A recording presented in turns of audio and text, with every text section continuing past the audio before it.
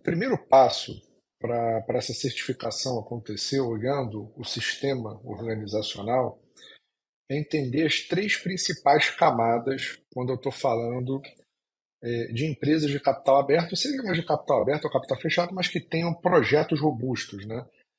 Por mais que eu não vá direcionar isso, não serve única e exclusivamente para megaprojetos ou para projetos de capital, ou para projetos de infraestrutura.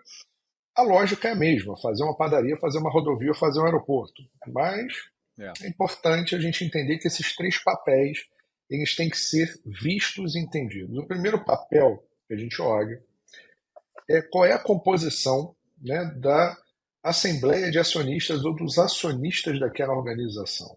Né? Então, se eu tenho uma organização que é fundo de pensão não é agressivo, que está preocupado com baixo risco e contratos longos. Então, ele não está preocupado Uhum. em muita mudança de carteira, o que vai favorecer, por exemplo, dentro dos direcionadores de projeto, você tem que estar preocupado tanto com CAPEX, mas tanto quanto com OPEX, ou seja, quanto é que vai ser qual é o lifetime desse ativo, né? Então, assim, se eu tenho, por exemplo, né, um fundo de pensão, eu tenho que entender que, não, se eu tenho um grupo agressivo de investidores norte-americanos, aí ele vai querer uma disruptura.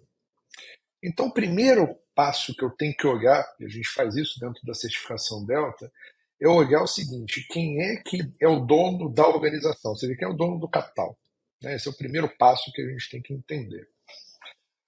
A segunda camada é entender o seguinte: quem é que elabora a estratégia, ou seja, quem foi contratado pelo dono do capital para poder tomar decisão sobre o futuro da organização, que é o conselho de administração. Se eu pego um conselho de administração que o presidente é o ex-dono ou dono de uma startup, você vai ter uma velocidade esperada monstruosa, a tal da agilidade organizacional, a coisa meio sem fronteira, né? É uma coisa bonita, é uma coisa touch se a cultura da organização permitir, né? Senão Pois você é. vai estar andando com a Ferrari no deserto ou você vai pegar uma Land Rover para ficar batendo corrida com uma Ferrari numa pista de corrida. Não existe carro melhor do que o outro, existe o uso do carro. Assim Uhum. como qual é o conselho de administração que você vai ter, que vai incorporar. Vou fazer aqui de uma empresa familiar gigante que o presidente do board é o fundador da empresa e que o filho dele é o CEO. Esquece que você vai ter apurrinhação nessa história, você vai ter briga e você vai ter que administrar isso. Então, o direcionamento do projeto ele vai estar atingindo o fundador. Enquanto o fundador estiver lá, quem manda é ele. Então não adianta você seguir única e exclusivamente aquilo que o CEO está te dizendo, porque você vai ter problemas dentro desse processo. É. Isso são coisas que não estão no livro, né, André? Isso não está escrito em Não. lugar nenhum. Né? Isso aí não. É legal, você analisou quem é o dono do dinheiro, quem foi contratado para tomar conta do dinheiro e dar definição de futuro, né, da organização, perenidade para a organização, ou montar estratégia. E a função desse board é contratar um corpo de executivos, uma diretoria executiva, ou seja, da direção executa. Né? Essa é a função da diretoria Uhum. executiva, que vai ser capaz de desmembrar essa estratégia e fazer a implementação. Até aqui, isso é bonito, isso é legal, isso é interessante, mas poucas pessoas param para entender que a cultura da organização vai de quanto consonante ou dissonante é a formação dessa primeira camada. Se É. essa primeira camada ela é dissonante, a governança vai ser um caos. Vai ser quase que caçar. Já tentou pastorear siri? Se você tacar um balde de siri no chão, vai um para cada lado e está valendo. E aí a É. organização ela parece acéfala. Só que por Uhum. conta do efeito portfólio, do efeito coro, ou seja, se é uma organização muito grande, uma pessoa só cantando, se eu cantar aqui, você vai ver que eu rapidamente desafino, nem afinar, né? Eu não sou afinado. Mas se cantarmos eu e você, a gente já está dividindo. Se cantarmos 100 pessoas juntos, você não sabe quem é afinado e quem é desafinado. Por quê? Porque no efeito portfólio, você, mesmo que a teoria de Markowitz não seja plenamente aplicável no mundo real, você acaba tendo compensação de carteira por efeito de um projeto que deu mais, um projeto que deu menos, você consegue fazer uma normatização daquilo ali, partindo da premissa que seus controles de governança, seus controles empresariais funcionam de maneira robusta. Então, o que a Delta ela faz? Legal, entendi o topo. Agora eu preciso entender o seguinte: entendi o executivo, agora e quem executa? Quem na ponta, o cara da ponta, ele olha para cima e ele entende o que ele está fazendo, ou ele é um autômato? O autômato é um relógio de corda, ele vai lá e faz função.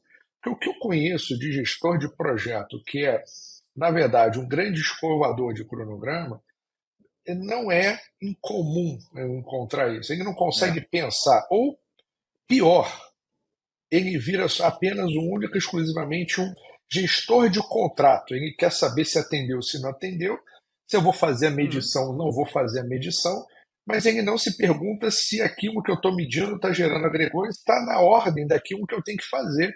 Por exemplo, um projeto de capital, se eu tiver que fazer, sei lá, um diagrama de bloco, eu tenho que saber o que está ficando pronto primeiro.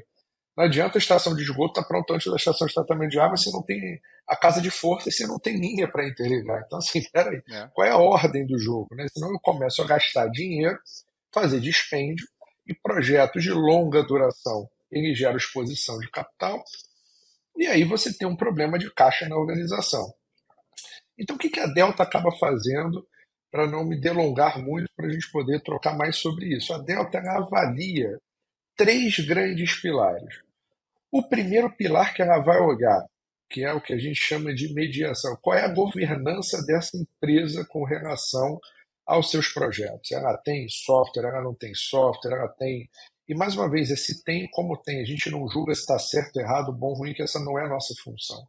Eu só preciso entender se você quer ser competitivo subindo uma duna, se você não escolheu um gol para subir a duna, né? E se você de repente está com o teu Land Rover parado e não subiu. Então, peraí, qual é a ferramenta, né? O que você tem? E se você tem padrão? Porque não é incomum você encontrar empresas que cada área gerencia projeto da sua maneira. E aí, é, se cada um exatamente. gerencia da sua maneira, não existe visão integrada de gestão de portfólio. Por quê? Porque aí, Uhum, bicho, aí é um KPI, né, que eu chamo um KPI, né, que é um KPI, que o pessoal gosta de chamar, mas é um indicador melancia, que é verde por fora e vermelho por dentro. Porque se você não tem é, governança, não tem processo, não tem metodologia, você não tem as coisas na mesma base. Não tem na mesma base, cada um reporta aquilo que acha que é. E aí você tem terreiro de mafagafa para você conseguir tomar decisão. Então a gente olha qual é a uhum, governança, a gente olha qual é o resultado que você tem dos seus projetos. Eles estão atendendo, não é só se ele ficou tendo prazo, ele gerou o resultado. Se ele foi feito lá, você fez um design to capacity de sei lá quantos mil BTU, ou do que quer que seja de capacidade que você tem instalado. Bacana. Ele atende essa capacidade dentro do custo que você imaginou de operação? Porque você pode atender a uhum, pois capacidade, é. mas aí custa uma fortuna para você poder extrair. E eu olho para a ponta do outro lado. Eu olho para as pessoas. Se as pessoas elas foram capacitadas, eu medi a competência delas. Então, o que a gente olha? Se você teve a medição de competência do indivíduo, qual é a governança, ou seja, qual é o conjunto de regras que você segue, não é o que você diz que segue, é o que você segue. Que é, né, assim, o pessoal fala que faz um monte de coisa, peraí, isso aqui é easy to É, be, né? E aí você uhum, vai olhar o seguinte, qual é o resultado que está acontecendo.